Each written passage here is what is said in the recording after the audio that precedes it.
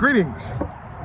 The focus of today's show is we're currently in what's called the quiet period for Tesla. We're 2 weeks away from major news.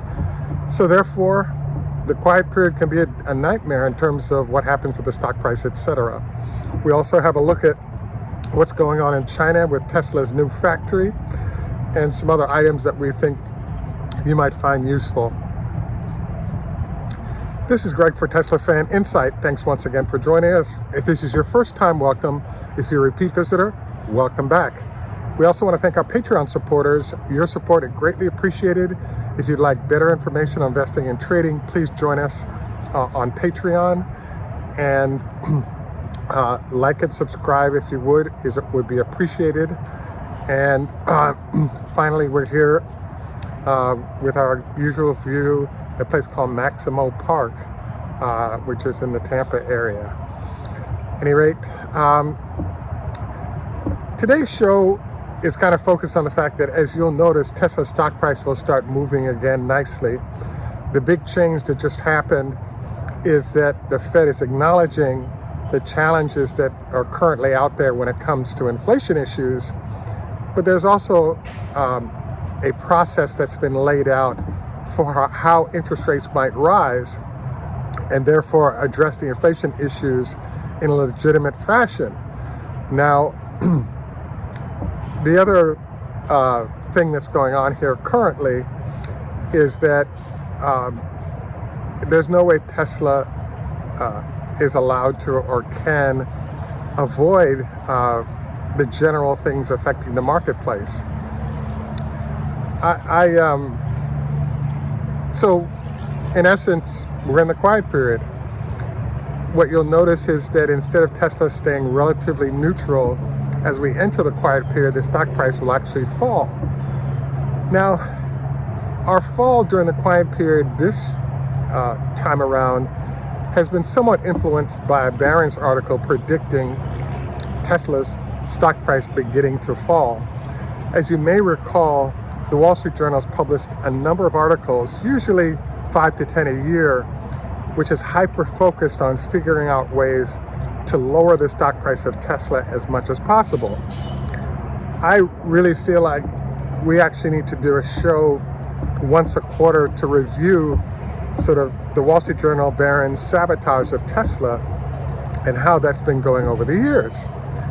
One notable example that comes to mind is that, as you may recall, there was a Wall Street Journal article 3 years ago in November that focused on the fact that Tesla was having extreme problems managing the parking at both the headquarters and at the Fremont factory. The suggestion from this article came from an idea in manufacturing that's called the light bulb theory.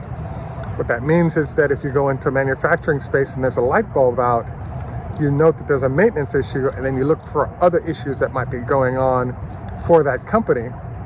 And the Wall Street Journal's point from that article was that if Tesla can't figure out parking slots for employees and executives, how are they going to figure out how to build factories and quality cars in large numbers over time?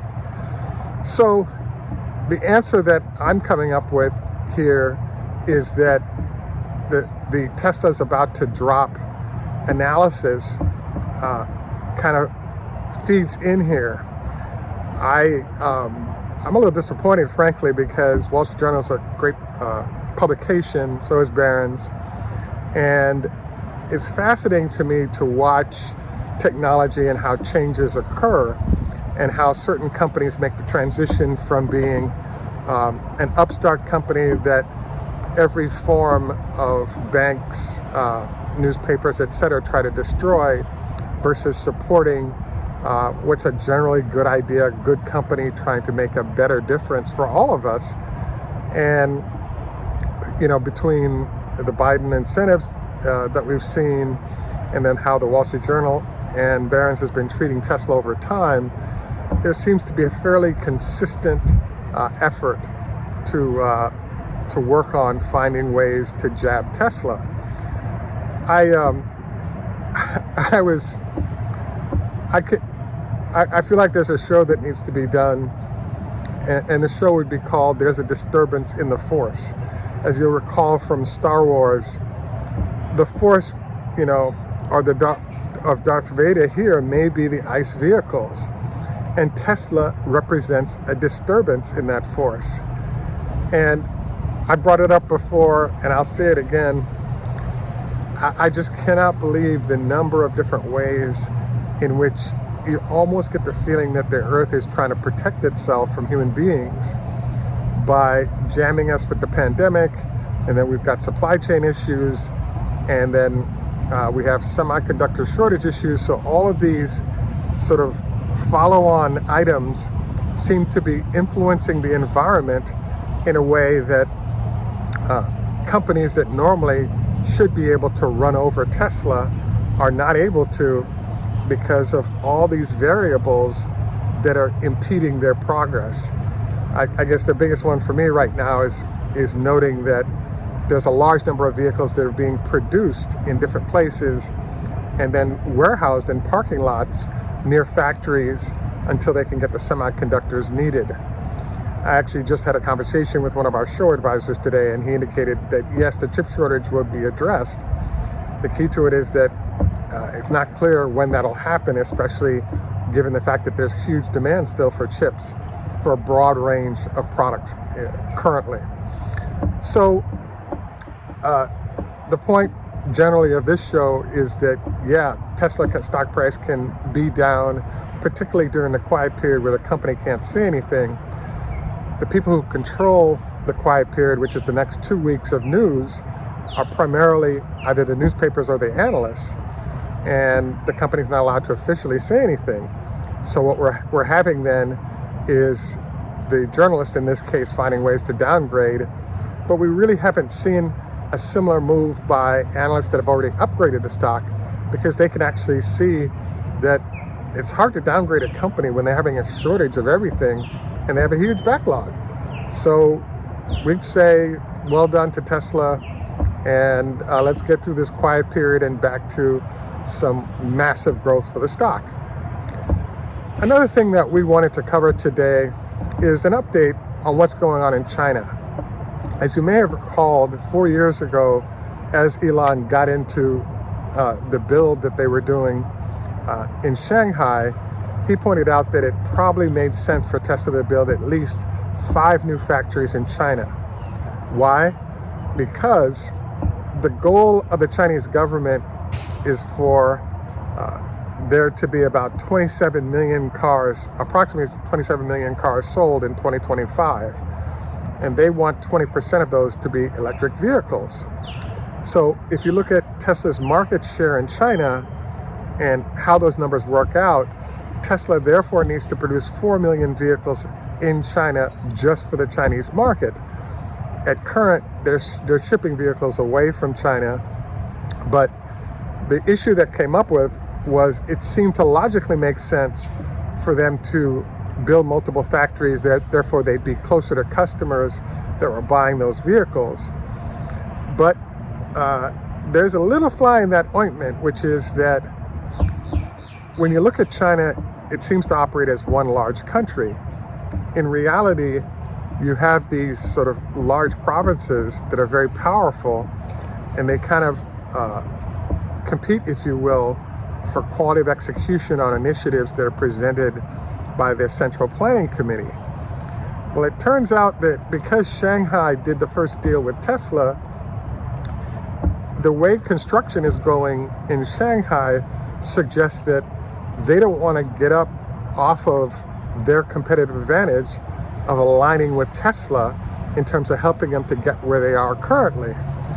So it looks like where we're headed right now is that we're simply adding new $200 to $300 million divisions to the current Shanghai facility on a regular basis on the way to a 4 million vehicle a year production facility.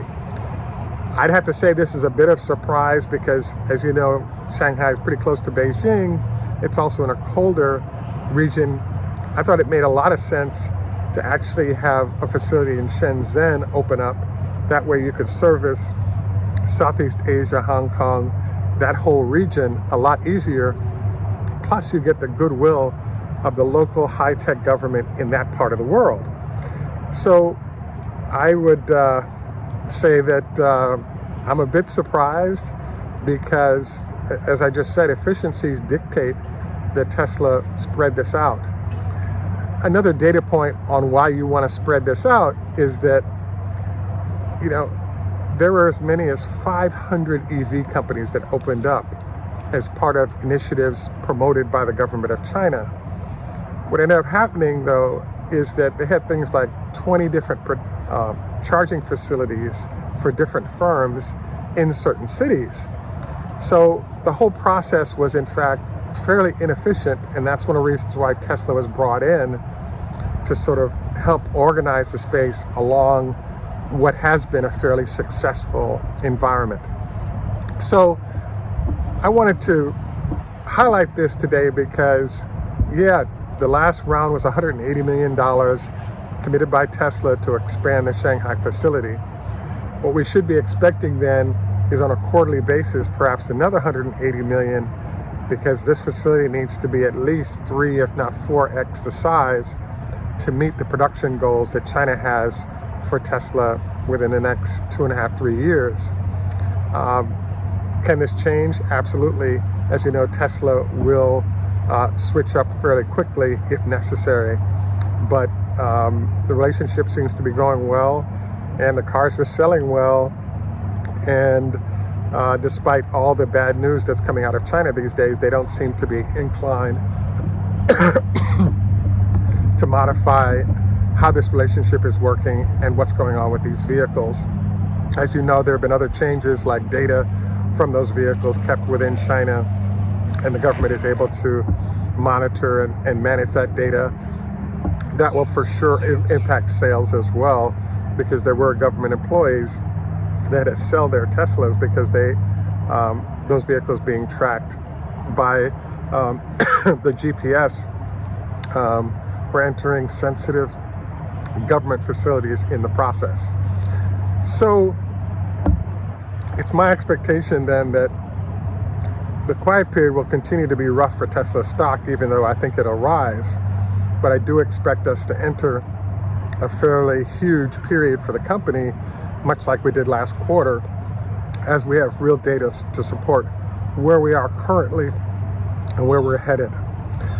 At any rate, time for a drink here. Just a reminder of our health tip for today. Don't forget, no more than a salad prior to lovemaking.